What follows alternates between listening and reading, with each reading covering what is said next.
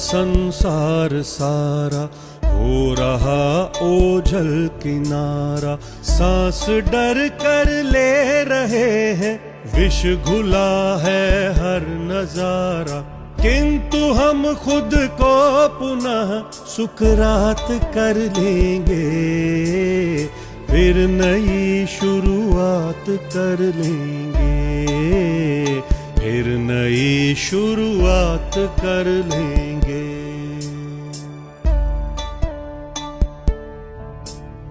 मानते हैं आदमी से भूल भारी हो रही थी, एक अंधी दौड़ की सब पर खुमारी हो रही थी। इस हवस का अंत होगा, होड़ का अवसान होगा, फिर नई दुनिया बसेगी, फिर सृजन का गान होगा।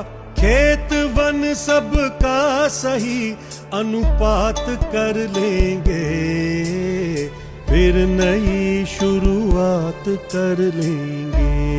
भारत में कोरोना वायरस संक्रमण की गंभीर होती स्थिति के कारण स्वास्थ्य व्यवस्था पर भी काफी दबाव बढ़ चुका है। कई जगहों से ऑक्सीजन और बेड्स की शिकायतें सामने आ रही हैं। संक्रमण की दूसरी लहर में बिगड़ते हालात के बीच देश के टॉप डॉक्टरों ने लोगों से संयम और साहस बनाए रखने की अपील की। देश के विख्यात डॉक्टर्स का कहना है कि लोग जल्द से जल्द वैक्सीन की डोज लेने का प्रयास करें और कोविड प्रोटोकॉल का बहुत कड़ाई से पालन करें और अपने खानपान का ध्यान रखें ताकि रोग प्रतिरोधात्मक में कमी न हो। दिल्ली के छतरपुर में राधा स्वामी परिसर में बना शहर का सबसे बड़ा कोविड केयर सेंटर आज से शुरू हो गया है। मुख्यमंत्री अरविंद केजरीवाल ने कैबिनेट मंत्रियों के साथ सेंटर का दौरा किया और वहां की सुविधाओं का जायजा लिया। फिलहाल 500 ऑक्सीजन बेड के साथ यह सेंटर शुरू किया गया है। अगले कुछ दिनों में बेड की संख्या बढ़ाकर 2500 तक कर दी जाएगी।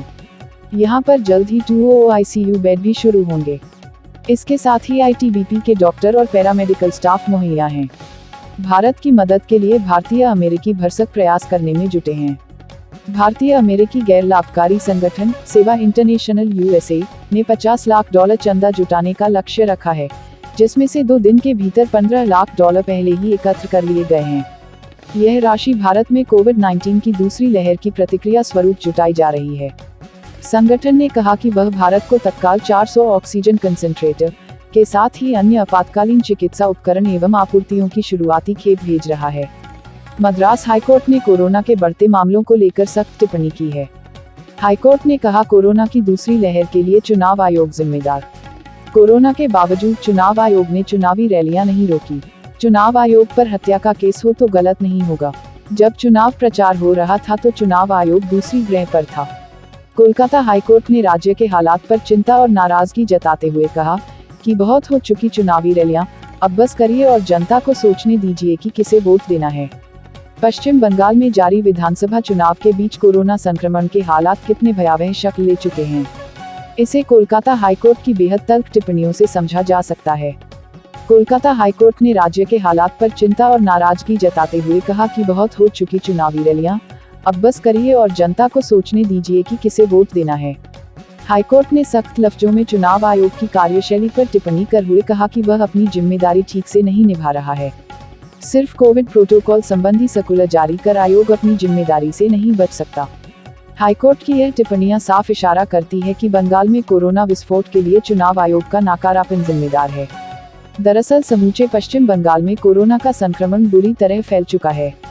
चूंकि राज्य का समूचा प्रशासन इस समय चुनाव आयोग के अधीन काम कर रहा है, लिहाजा आरोप है कि संक्रमण और मौतों के सही आंकड़े सामने नहीं आने दिए जा रहे हैं। कोरोना के खिलाफ लड़ाई में मदद के लिए अब हर तरफ से हाथ उठने शुरू हो गए हैं। अब बिहार में कोविड-19 महामारी के कहर के बीच पटना जंक्शन स्थित महावीर मंदिर प्रबंधन लोगों की मदद को आगे आया। प्रबंधन समिति ने कोविड मरीजों को मुफ्त इलाज, ऑक्सीजन, दवाओं के किट, एम्बुलेंस, अंतिम यात्रा वाहन देने सहित कई सुविधाएं देने की घोषणा की है। मंदिर न्यास द्वारा संचालित बेगूसराय स्थित महावीर अग्रसेन सेवा सदन को कोविड डेडिकेटेड अस्पताल के रूप में परिवर्तित करने का निर्णय लिया गया है। मंदिर की ओर से कोरोना के गंभीर मरीजों को ऑक्सीजन निःशुल्क मुहैया कराया जाएगा। इसके लिए महावीर वात्सल्य अस्पताल परिसर में 2 नए ऑक्सीजन प्लांट लगाए जाएंगे। एक में लिक्विड से ऑक्सीजन तैयार होगा और दूसरे में हवा से। कोरोना मरीजों को मुफ्त एम्बुलेंस सहायता के साथ कोविड के मरीजों के लिए मेडिकल एडवाइस देने के लिए भी 1 दर्जन से अधिक डॉक्टरों का ग्रुप बनाया गया है। कोविड-19 हेल्थ ग्रुप में तीनों अस्पतालों के डॉक्टरों के नंबर रहेंगे, जो मरीजों को फोन पर निःशुल्क परामर्श देंगे। पटना के 16 अस्पतालों में महज 1 या 1.5 घंटे की ऑक्सीजन बची हुई है। आज ऑक्सीजन एजेंसी ने अस्पतालों में ऑक्सीजन की आपूर्ति नहीं की है। एजेंसी संचालक ने अपना मोबाइल फोन भी बंद कर दिया है। पटना देश के सभी राज्यों में कोरोना अपना भयावह रूप लेता जा रहा है।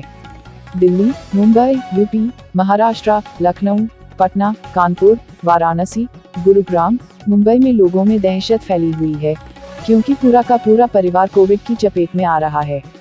कोरोना से मृतकों की संख्या रोजाना स्वास्थ्य मंत्रालय जारी करता है, लेकिन वास्तविक में मृतकों का आंकड़ा सरकारी आंकड़ों से बहुत ज्यादा है। विशेषज्ञों का कहना है कि यह संख्या विचलित करती है, फिर भी वायरस के फैलाव की सही स्थिति नहीं दिखाई जाती है। कोरोना से मृतकों की संख्या रोजाना स्वास्थ्य मंत्रालय जारी करता है, लेकिन वास्तविक में मृतकों का आंकड़ा सरकारी आंकड़ों से बहुत ज्यादा है। मृतकों का डेटा छुपाने के लिए केंद्र का राज्य सरकार पर दबाव होता है। एक तरफ वैज्ञानिक चिंतित है कि भारत में कोरोना के नए स्वरूप कितने घातक हो सकते हैं, कैसे वैक्सीन का ज्यादा प्रतिरोध कर सकते हैं। शमशान घाट में काम करने वालों का कहना है कि उन्होंने पहले कभी ऐसा मौतों का अंतहीन सिलसिला नहीं देखा है। उन्होंने बताया कि वे मृतकों के परिजनों को जो मृतक का सर्टिफिकेट देते हैं उसमें मृत्यु का कारण नहीं लिखते हैं। ऐसा करने के निर्देश उन्हें अधिकारियों ने दिए हैं। भारत में कोरोना वायरस विकराल रूप धारण किए हुए हैं। कोरोना संक्रमण की रफ्तार तेज होने से पूरा देश कांप उठा है। संक्रमण से अब तक के सारे रिकॉर्ड टूट चुके हैं। पिछले कुछ समय से हर रोज 3 लाख से ज्यादा नए मामले आ रहे हैं। एक सप्ताह के अंदर नए मरीजों का आंकड़ा 22.5 लाख हो गया है। वहीं एक सप्ताह के दौरान कोविड की वजह से होने वाली मौतों में तीव्र बढ़ोतरी देखी गई है।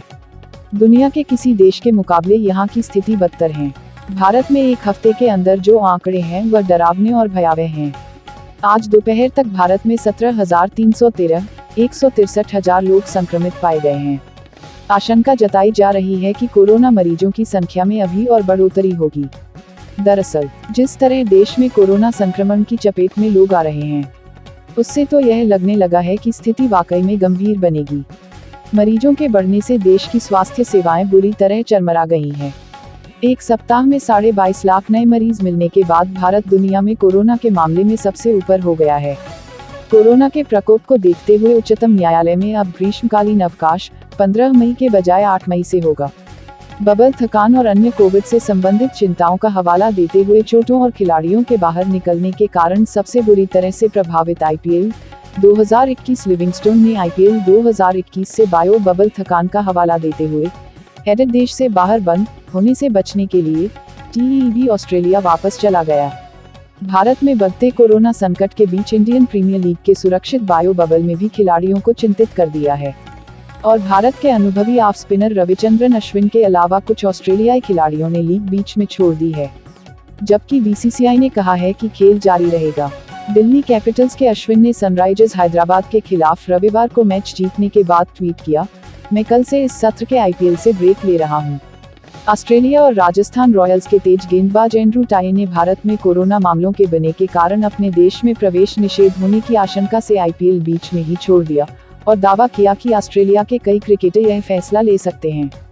भारत के अस्पतालों में ऑक्सीजन खरीदने के लिए ऑस्ट्रेलियाई क्रिकेटर पैट क्यूमिंस ने प्रधानमंत्री केयर फंड में $50,000 का अंशदान किया। उत्तर प्रदेश के मुख्यमंत्री योगी आदित्यनाथ भले ही सादगी भरा जीवन जीने का वादा करते हों, लेकिन वो अपने पास एक रिवॉल्वर और राइफल भी रखते हैं। एक कार्यक्रम के दौरान जब योगी आदित्यनाथ से यह पूछा गया कि आप योगी होने के बावजूद ऐसे हथियार अपने पास क्यों रखते हैं, तो उन्होंने कहा था कि वह सन्यासी होने की वजह से इसको अपने पास रखते हैं। बम्बई उच्च न्यायालय ने सोमवार को कहा कि लोगों को कोविड-19 मामलों में वृद्धि के बीच सरकार को दोष देने से पहले संयम और अनुशासन दिखाना चाहिए। अदालत ने महामारी के संबंध में विभिन्न दिशानिर्देश जारी करते हुए यह बात कही। न्यायमूर्ति रविंद्र गुगे और न्यायमूर्ति बीयू देगरवार की पीठ ने लोक सेवकों, डॉक्टरों और पैरामेडिकल कर्मियों समेत सभी लोगों को घरों से बाहर निकलते समय आधार कार्ड साथ रखने और मास्क पहनने का निर्देश दिया। न्यायमूर्ति गुगे ने कहा, नागरिकों के तौर पर हमें सरकार को दोष देने से पहले शालीनता और संवेदनशीलता का परिचय देना चाहिए। लोगों को संयम और अनुशासन दिखाना चाहिए। अदालत ने कहा कि योजनाएं और व्यवस्थाएं अच्छी होती हैं, लेकिन मनुष्य ही उन्हें नष्ट और समाप्त कर देते हैं। यह सही है कि उत्तर प्रदेश में मुख्यमंत्री योगी आदित्यनाथ कोरोना से खुद ग्रसित होने के बाद भी जनता की भलाई के लिए बहुत जबरदस्त मूड में काम कर रहे हैं, लेकिन आदेशों और निर्देशों को जमीनी हकीकत पर लाना तो अधिकारियों का काम है। और यहाँ हकीकत यह है कि अफसर या तो खुद ही आइसोलेशन में है या उनमें खुद ही कोरोना का भय है, और जो बचे खुचे अधिकारी हैं उनके बारे में कुछ भी कहना निरर्थक होगा। इसीलिए हालत गंभीर से गंभीर होती जा रही, कोई सुनने वाला नहीं है। और अगर कहा जाए कि हर तरफ अफरा तफरी और हाहाकार है तो गलत नहीं होगा। दिल्ली और उत्तर प्रदेश में ऑक्सीजन की किल्लत से मंगलवार सुबह तक राहत मिलने की संभावना है। रेलवे मंत्रालय द्वारा चलाई जा रही ऑक्सीजन एक्सप्रेस से दोनों राज्यों में 9 टैंकरों पहुंच जाएंगे। मंत्रालय के अधिकारियों के अनुसार दोनों ऑक्सीजन एक्सप्रेस रास्ते में हैं। इस तरह मंगलवार सुबह तक ऑक्सीजन एक्सप्रेस से 450 मीट्रिक टन ऑक्सीजन की आपूर्ति हो जाएगी। सेंसेक्स 508 अंक उछला, बैंक, रिलायंस के शेयर चमके, निफ्टी 14,450 से ऊपर निकला। मुंबई शेयर बाजारों में सप्ताह की शुरुआत तेजी के साथ हुई और बीएसई सेंसेक्स में आज 508 अंक का उछाल आया। कोविड-19 संक्रमण के बढ़ते मामलों के बावजूद निवेशकों ने बैंक, खपत और ऊर्जा कंपनियों से जुड़े शेयरों में लिवाली की, जिससे बाजार को मजबूती मिली। ताज़ा समाचारों से जुड़े रहने के लिए YouTube चैनल को सब्सक्राइब करें।